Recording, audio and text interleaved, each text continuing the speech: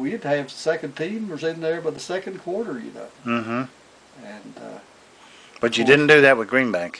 oh yeah, we did it with Greenbank a lot of times. I can remember Jane Hammett saying one day after the game, said, "Well, we had a lot of white shirts running dirty over there on that side." And I said, "Well, they didn't even get dirty. They were in there, but they didn't even get knocked down." So, but you know, it was a big rivalry, and they just Turned out to be a good rivalry. oh yeah, it was a great rivalry. You know, the Greenbrier Valley Conference was probably the best conference in the state of West Virginia. And of course, Greenbank was in it. Of course, we had all those teams in the area then, you know, with Greenbank and Hillsboro and Marlinton and White Sulphur and Ronceverte and Lewis. Now, we were playing single A then? Well, most of them were single A, but there were a few double A's, like White Sulphur was double A a lot of time. Yeah.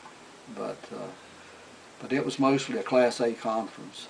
And we got in the championship game there the biggest part of the time. You know, the last year when we won the state, we didn't have to play Raynell.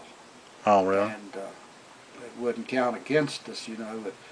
But the kids all said, "Oh, we want to play them." Said that if we don't play them, they could say they could have beat us. So we'll just go ahead. So and they play wanted to resolve the dispute in favor of the school. They sure did. And that was a great.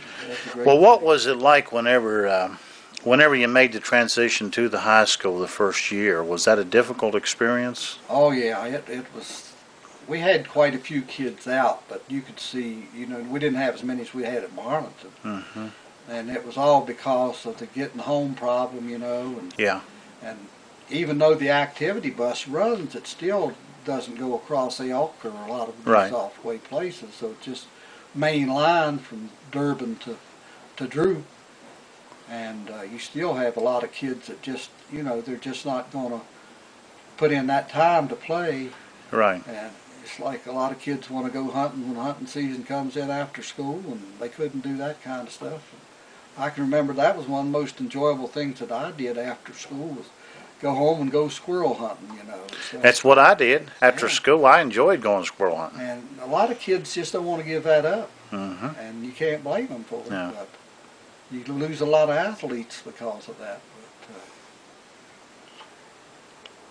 so about how long did PCHS before they really congealed into a team?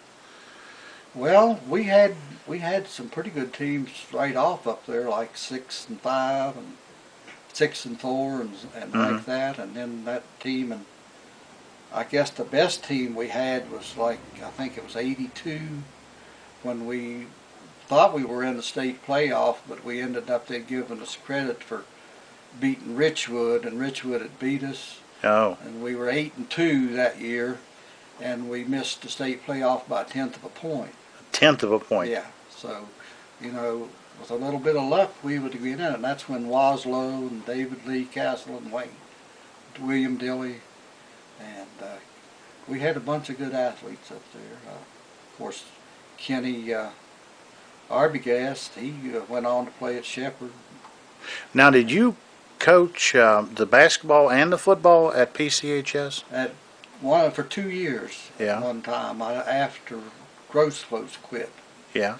I took the job, and of course, Bob Welder thought he was going to get the job, and of course, I asked him. I said, Bob and I graduated together, and we were good friends. And I said, if there's any way that Bob Welder's going to get this job, I'm not going to apply for it. And they said, well, there's no way Bob's going to get the job. So I went ahead and applied for it. And we ended up, that first year, what happened was Grossclose had played